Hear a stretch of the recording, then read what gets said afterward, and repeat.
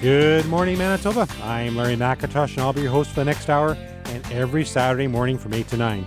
Thank you for tuning in. I hope you've had an opportunity to see Peak of the Market Sesame Street potato bags featuring 9 different Sesame Street characters. There's Elmo, there's Big Bird, Grover, Oscar, Abby Cadaby, Rosetta, Cookie Monster, Bert, and Ernie. Along with the characters, you'll still see the Peak of the Market logo, so you're guaranteed it is grown right here in Manitoba. And Manitoba-grown Peak of the Market red and russet potatoes are available at your store right now. If you don't see them at your local store, please ask the manager, where are they hiding? We're very pleased to partner with Sesame Street on the Eat Brighter program. The Sesame Street Eat Brighter program is all about encouraging children as well as adults to eat more fruits and vegetables. And by the way, Manitoba-grown Peak of the Market kale and zucchini will be available in the stores in about 2 weeks. So that's coming up fast. My guest this morning is Darren Dunn, Executive Director at Assiniboia Downs. I get this wrong last time. It's okay, Larry. Assiniboia Downs. It's West Winnipeg. You can't My miss us goodness. out there. Assiniboia, you got it there. Good morning. How are you? Very good, thank you. Good. To be here. And what's new and exciting out there? Well, the season's underway. We Really? kicked it off Mother's Day, and we've got about a month under our belt or so, and maybe a little bit more in the 5-week range. But we've had tremendous crowds, and that's part of it. Weather's cooperated, generally speaking, and since we're an outdoor sport, walk-up matters. That's kind of the gravy on top of the hardcore that follow the sport religiously, and we're off to a good start. Some good horses, some exciting jockeys to follow as well. So thinking back to last summer, did you have a lot of rain problems, you recall? Because that's got to affect, as you're saying, that's got to affect as it does the Gold Eyes and I'm sure the Bombers. And Sure. I think if you can get through the month of June, you're home and cooled out when all is said and done. We don't like it too hot. Maybe we're sounding a little fussy here, but we like optimum perfect weather in the mid-70s would be just terrific. So you see, now that should be in Celsius though, right? Because that's how I talk too, but everybody else says, it should be 20, and I'm going, 20 is, and... Throw me back to the Imperial days. The Imperial days. So things are going well. Yeah, we're pleased, and we'll wrap things up, Larry, on Labor Day. 50 live race days this year, and so only 50 in that everyone matters, everyone counts, and... outside of that Victoria Day cancellation we had due to a safety issue with the track as the weather just crept up on, I think, everybody in Winnipeg, and was just torrential downfall, et cetera. Made it very difficult, and everybody was on the same page there to take a pass that day. Otherwise, we hope to see it right through to Labor Day without interruption now. I think that was the weekend of the RBC Cup in Portage-la Prairie, and we had tickets for the final, and I think they closed the highway, and we couldn't actually get. That was just a strange weekend. Yeah, I wouldn't be surprised. And it was, and it wasn't something I think anybody saw coming to that extent, and but it made it very difficult out there, and just for training in the morning, and then certainly ultimately we made the call very early that Monday morning to say we'll take the Texas El Paso on live racing today, and get the message out to our customers so they weren't inconvenienced as well. So tonight, Saturday night, you 7 o'clock? 7 o'clock it is. Yeah, our schedule is similar to last year, Wednesday, Friday, Saturday, or as we've kind of shortened to Wed, Fry, Sat. We'll go on the holidays, so the next one will be Father's Day for an afternoon, and then when we race on the holidays, we don't race on the Wednesday following. Oh, I see. Father's Day is not actually a holiday, though, is it? Well, in our mind out there in the entertainment business, absolutely. It's a holiday? And a family fun day as well. And that's one where, great chance to take Dad to the races. Obviously, we have some specials and some contests for the dads who join us that day. But we also do bring out, on select days, family fun with giant inflatable jumping gyms, little petting farm, and face painting, the whole 9 yards. Our mascot will be on site. So that's our next family day. And sometimes that's the ones that some people tend to key on.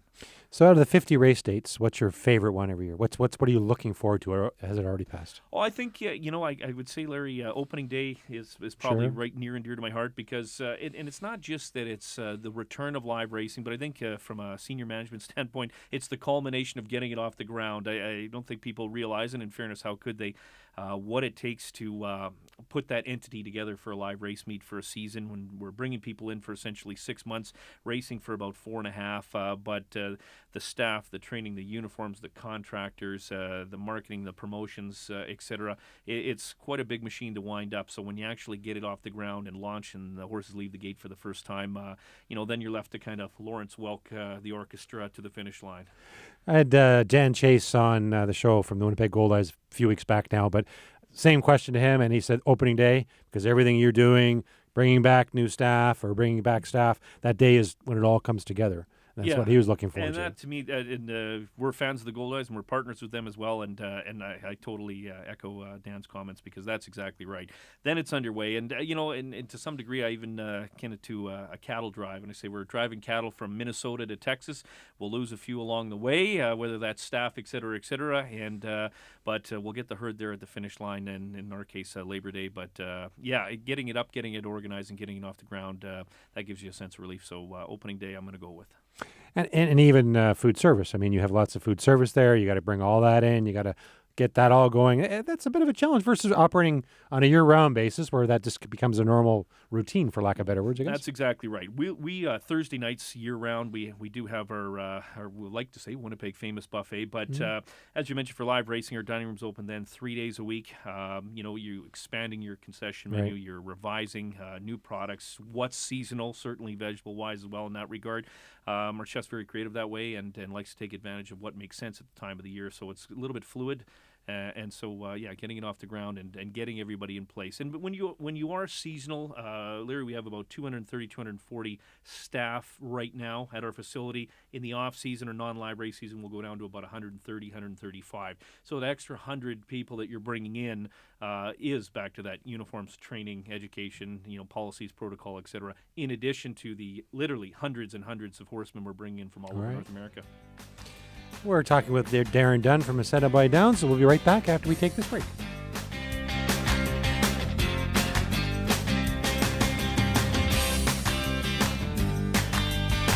Welcome back. I'm Larry McIntosh. Peak of the Market is on Twitter. Please follow us at Peak of the Market for recipes and Food and Friends guest updates. We have over 210,000 Twitter followers, and we'd love to have you follow us too. Again, we're at Peak of the Market, or you can follow me at Larry McIntosh. We're back with Darren Dunn, Assiniboia Downs. So we're talking about the track. Things started in May. Is that when you started the season? May? Mother's Day? Was that? Yep, yeah, Mother's Day. Goes through to Labor Day. 50 race dates. You're not halfway yet. You got a long ways to go yet. You bet. So is this a busier time of year? I would think it is for you but it's a year-round thing, right? Well, that's just exactly right, and I appreciate you saying it. We're open every single day, 365 days a year. Live racing is our mandate. It is our focus, and you're exactly right with the extra staff. Our guests who literally live on the property. We have a 55-lot trailer court in the backstretch, another almost like a motel setup for related staff, horse-related staff. That's 60 dorm rooms back there, and really? and 1,000, 2,000 people in and out of our backstretch every day. And we have a large property out there, 142 acres from coast to coast, if you will. And so when you put that all together for a live race season, it is definitely our peak period. But open year round, we have 140 VLTs. We have simulcast racing, which is racing via satellite brought in from all over the world, whether it's Australia or New York or Florida, et cetera, and that kicks off around 11 a.m. each day, Larry, and runs right through to midnight. And then we have facility rentals, trade shows, et cetera, socials, weddings, funerals, believe it or not. So we like to take advantage of the facility and the multiple levels. So busy year-round, but really busy right now for sure. So you're telling me there's a race somewhere in the world from 11 o'clock in the morning till midnight? Absolutely. Really? Sure. Yeah. We'll get the East Coast tracks will kick in right off the hop. We'll get those by and large out of Maryland and New York, Florida, and 11 a.m. They're at the post, they're off, and then we'll tag it right through midnight, 1 o'clock in the morning with G'day Mate and racing from Australia. So for those who, we don't have a lot of customers who are going to do the whole circuit for 13 hours, but certainly some favor different racetracks, different parts of the world, and we'll bring it all in and offer it up on big screen TVs. Full wagering is available, and watch the races live in real time and wager or pick a name, pick a horse, pick a color. Isn't part of and we've talked about this in past, you and I. I'm not a gambler as far as I don't understand how to bet horses. I do bet, but it's by the name. Yeah, sure. So it's not scientific. But when you're betting on races, don't you need to know what the weather is or track conditions, all those kind of things? Well, and you know what? That's exactly right. I guess almost like picking a stock. The more information you have, the more due diligence you do. You're certainly going to improve your chances. No guarantees, of course. They're animals. It's horse racing. Anything can happen. Stumble out of the gate, lose a jockey, God forbid. But even for the newcomers who do come out, we do offer during live racing a newbie stage. stage, if you will, a very, very informal situation, a half an hour before the live race card each day, so 6:30 on evening nights and 1 o'clock when our afternoon race cards go. And we have one of our ambassadors up there just explaining the program, explaining some wagering angles, and really breaking things down and answering questions. Absolutely free to attend and quite popular. And we encourage people to take advantage of that if they really want to know a little bit more about the game rather than a name or a color, which, we'll certainly be happy if people pick it that way as well. So for me, if I go to this, I could learn more about all the different terms that are used. But are people comfortable with that? I almost think I should know by my age how to do some of those things. Well, you know what? I tell people to stick to the ABCs: the amount, the bet, the choice. So $2 is in the amount, the bet to win, choice number 3, and keep it as simple as ABC. That's or improve your chances if you just want to bet $2 to show the horse can finish in the top 3. But as simple as that, the show, a place bet, a triactor. I mean, it sounds like a piece of geometry equipment.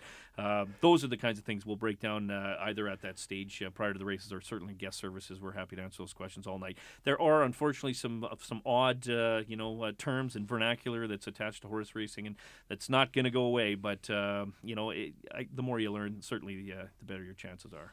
And I think the important, when Shelley and I go out, we're going to have fun. So if we lose $5 bet or $2 bet, we're going in knowing that, right? And if you win $5.40, oh, hey, right? But I know some people take it very seriously, but it's really it's entertainment, right? That's exactly it. And that's the way we like to bill it, in the sense that it's another evening out. Those who follow the sport will be out there for every live race day. For those who don't, we hope they'll join us, more than once, is the way I always like to say it.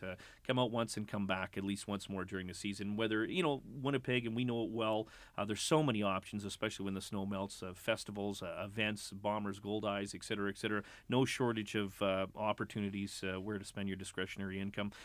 So we do hope people will come out and look at it like that. Entertainment, not as, quote-unquote gambling or some kind of vice-related situation. But, even for those who stay in our terrace dining room and book a table for the night, I kind of bill it as dinner theater, where, the table's yours for the night. We don't turn them, so you have them for 3 to 4 hours. Should you want to stay for the whole race card, Larry, and at the same time, then about every 20-25 minutes, we'll sort of dim the lights and in a gentle way tap you on the shoulder and say, here's the show. Good luck, and then lights come back up and back to meeting with your friends. Well, that's well put, because that's exactly when Shelley and I are there. We have dinner, you watch, you bet, you have a nice evening up. I mean, it's socializing. Absolutely. That's well put. We're talking with Darren Dunn from Assiniboia Downs. We'll be right back after this break.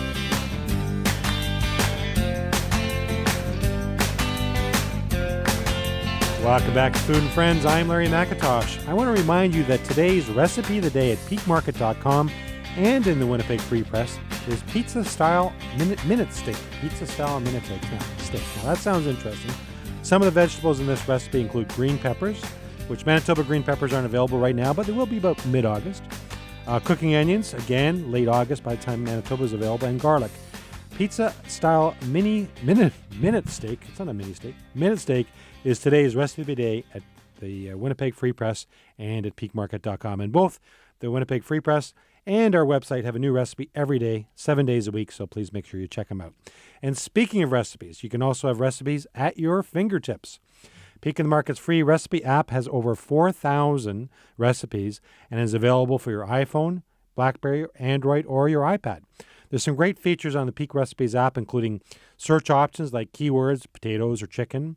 You can rate recipes how you like them, so you can 1 to 5 carrots, I believe it is. Or you can add them to a favorites list, so you don't have to search every time. You have all your recipes in one section.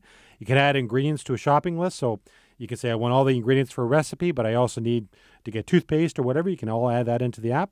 You can add notes to the recipes, like Larry's favorite, or add more vegetables next time, which is the one I'm hoping you add. Always need more vegetables. Peak's Recipe app is free, and it's available at all the app stores. So again, it's available for iPhones, BlackBerry, the Android phone, or your iPad. And if you don't want to do that, go to peakmarket.com or the Winnipeg Free Press. We'll be right back with Darren Dunn from Assiniboia Downs after we take this break for your news, sports, and weather. We'll be right back.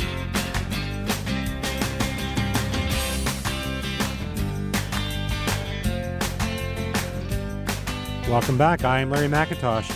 If you're going to be involved in a school or daycare fundraiser this fall, I hope you register for the Farm to School Veggie Fundraiser. This fundraiser is open to all Manitoba schools and licensed daycare cares anywhere in Manitoba. Basically, the fundraiser works like this. The students sell bundles of Manitoba-grown vegetables to raise money for their school or daycare. Bundle A has carrots, cooking onions, and red potatoes and sells for $10. Bundle B has larger packs of carrots, red potatoes, and cooking onions, as well as green cabbage and parsnips, and it sells for $20. And each bundle comes with a reusable bag that is great for grocery shopping. The outstanding thing about this fundraiser is that the school or daycare keeps half the selling price, a 50% profit, which is great for any fundraiser. Last year, this fundraiser raised over $411,000 for Manitoba schools and daycares. 1 year, the schools and daycares kept $411,000. It runs from September to December. Again, it's open to all schools or daycares anywhere in Manitoba, as Peak of the Market growers will send the vegetables by train or truck or plane to any community in our province. If you're interested in getting more information on the Farm to School fundraiser or to register your school or daycare, please visit their website at farmtoschool.ca, or we have a link at our website, peakmarket.com. We're back with Darren Dunn, Assiniboia Downs. So is there truth to the rumor that horses like carrots? Oh, absolutely. Oh, my God. My mom back in the day used to own a thoroughbred, Peter Domino, and she was religious in bringing out fresh-cut grass and carrots, and they can munch carrots. You have to stop because they won't. I mean, the old story of an appetite like a horse, very, very true for sure. Love carrots. They would just mow through your warehouse if I turned a herd loose. So, again, the horses have good taste. They want to have carrots. They want to be healthy. I get that, right? Absolutely. They're very well cared for out there in that regard, and make no mistake about it, they're athletes, and you have to treat athletes that you're expecting to perform at a peak level the way they should be. And in the exercise programs, the veterinary care, the feed, it's all at the highest levels. The animals at Assiniboia Downs, Larry, are not they're not your average farm horse. Let's just say that, and they're on their toes. They're ready to go. They're like almost sort of like a little rocket ship ready to blast off out of the gate when they go. They love to run. They love to exercise in the morning, and you got to be a little careful sometimes walking down the shed rows because you could lose a shirt or an earlobe. Not to be all Mike Tyson here, but they're really sharp and really geared to racing, and the testosterone flows pretty good. So during racing season, do the horses come from a fair distance along with their jockeys and whatever it might be? Yeah, they really do. We have a local base here in Manitoba, and that's really what we kick off spring training for. March 1st every year, Larry, we do spring training. And that's really a chance for the ones who have been out in the corral or in the barns of Manitoba farms to sort of kick the dust off, if you will. They get a little bit of a head start. The rest of the horses for the live race season will come in towards mid-April, I would say, generally. We'll open up our main track. In our backstretch, we have a half-mile training track. The main track where you would witness the racing during a live race season, that kicks in mid-April, and that's where the serious training gets going. The horses are coming from everywhere from Florida to Oregon, Texas, Nebraska, Arizona, North Dakota, South Dakota, Alberta, BC, all over North America. It's a very competitive market in this day and age to get them. They're not making as many of those four-legged animals as they used to, and something that is catching up, but slowly but surely. Breeding's a multi-year process. So just because you want more horses, you can't sort of go to the local store and buy one and add water and here's an Insta horse.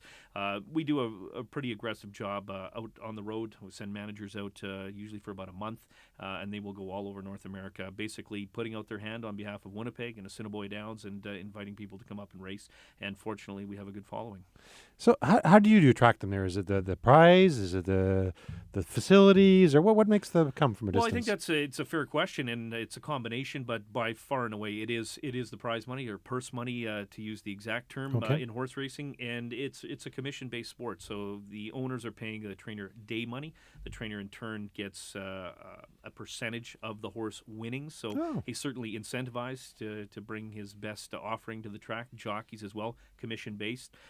So from that standpoint, they get a guarantee per mount, but the real money they make is based on results. So ultimately, you have a situation where everybody is really trying hard. It creates, good ethics on the sport as well.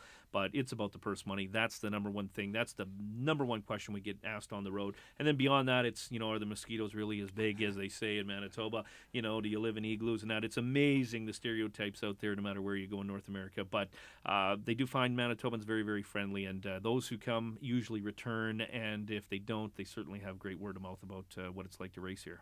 So would they come here for a race and then go somewhere else for a race and kind of do a circuit back to their state or province? Or No, that's Is that another right? good question, but they're going to come and they're going to base out of here. Oh, okay. And it's just a question of how long. I mean, some may only come for a month, but most come for about 5 months. And that's the benefit to Manitoba as well, because beyond the live racing, I mean, they're fueling their vehicles here, their haircuts, shopping, vegetable purchases, movies, going to the Forex Bombers, Gold Eyes. It's all just a great economic engine here for Manitoba. We're a nonprofit entity as the Manitoba Jock Club, so everything we do is about driving money into the economy here. So it's a wonderful little system that works well. And at one time, the track used to be right here in the Polo Park area. I know that's probably going back a few years, and I can't even imagine the size of the facility, the acreage you have now, how it ever happened in this area. You know, and I have a couple of pictures in my office, actually. I'm a history buff for horse racing. I have actual photos of Whittier Park and in St. Boniface, where there used to be a racetrack. The map for River Park, which used to be at Osborne Street, and Osborne and Jubilee specifically. And then here, you're exactly right. It was a massive racetrack that really was bordering St. James and Portage Avenue. And some people might even remember the old Paddock restaurant that used to be across from Polo Park that survived after the racetrack days. But it was a big entity here with a lot of barns and a lot of operations. We'll be right back with Darren Dunn from Assiniboia Downs after we take this break.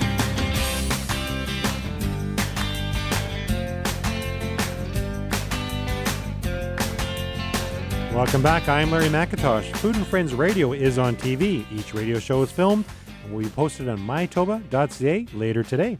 So if you want to see the TV version of this or previous radio shows, please visit MyToba.ca. Thanks to 680 CJOB's Nicole, who produces our show, and Riley, who operates the camera, as well as the teachers of the Broadcasting and Media Arts program at TechVoc High School. You can also listen to an audio podcast of Food and Friends at SoundCloud.com and at the iTunes Store. So please just do a search for Food and Friends with Larry at MyToba.ca or SoundCloud.com or at the iTunes Store, and all the shows will come up for your listening or viewing pleasure. And now, it's very important for me to mention that Food and Friends is only available because of 680 CJOB and its advertisers. So please make sure you tune in here every Saturday morning at 8 or listen live at cjob.com.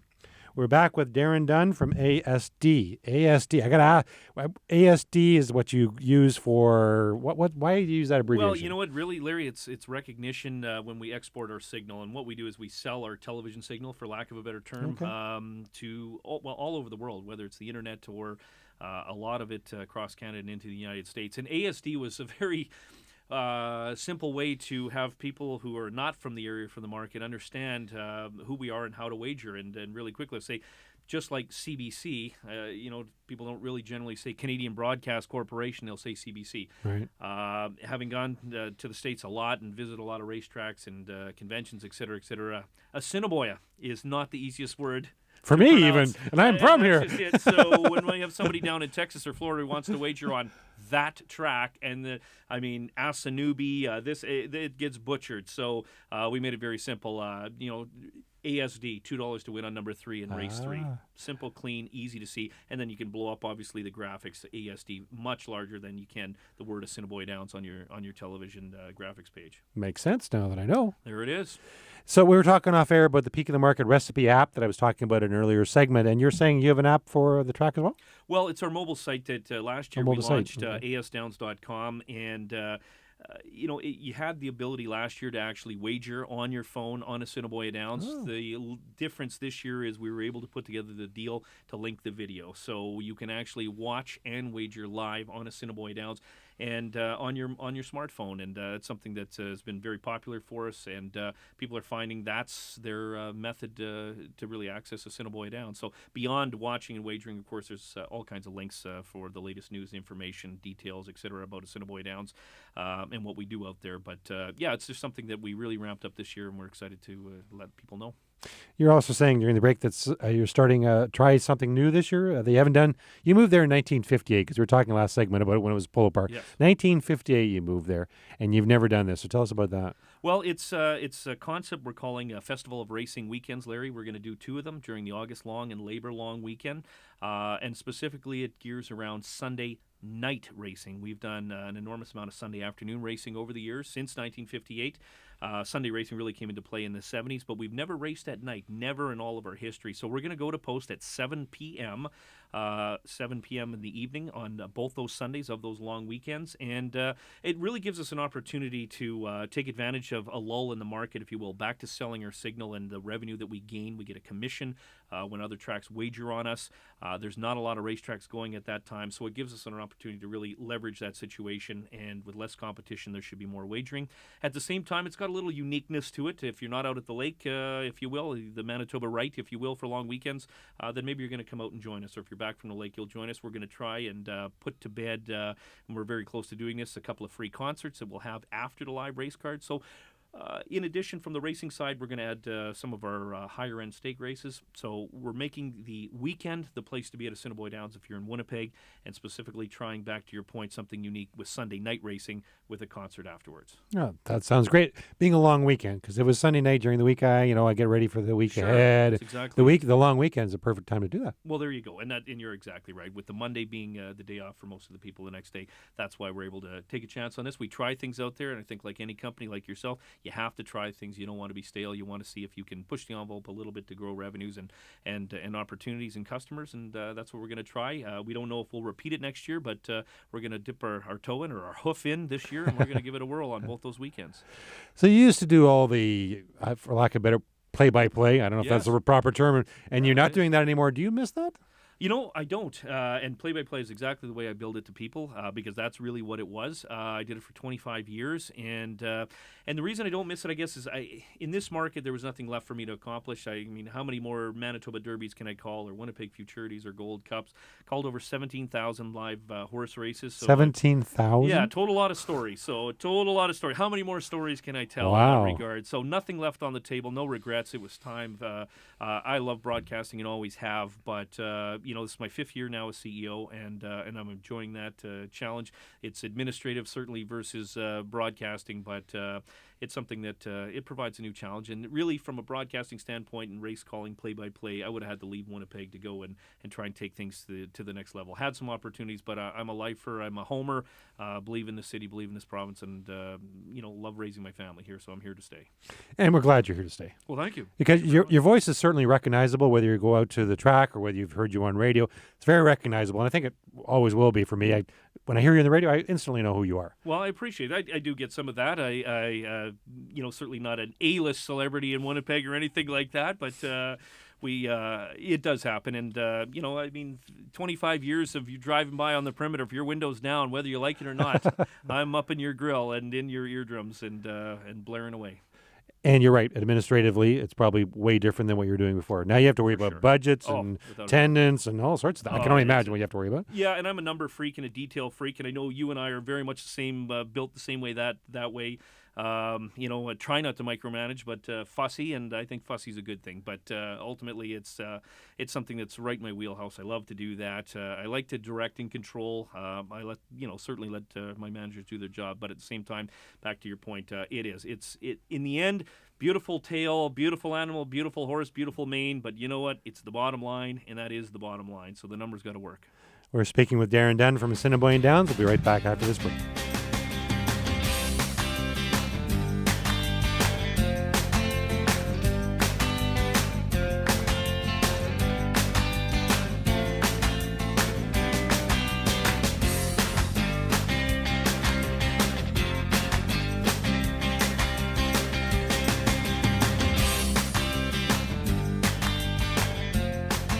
Welcome back to Food and Friends. Please join me next Saturday when my guest will be Marilyn Peckett, Manitoba Field Supervisor at Parks Canada. Marilyn will tell us about the amazing parks we have in our province. There's no better person because she's been to all of them. My guest today is Darren Dunn from Assiniboia Downs. Darren, it's always fun talking to you. It goes so quickly. Yeah, I agree, Larry, and I appreciate the opportunity to, and the spotlight that you're able to put on venues and opportunities in Manitoba and spread the love. And happy to come out here and have a cup of coffee with you. And the horses start at 7 o'clock tonight. 7 o'clock tonight again. Wednesday, Friday, Saturday 7, and then our afternoon cards will go at 1:30. And then anytime we do have an afternoon card, we don't race the following Wednesday. And if you're out of the racetrack and see Darren, please make sure you say hi and say, I heard you on Food and Friends. Thank you for being on the show. My pleasure.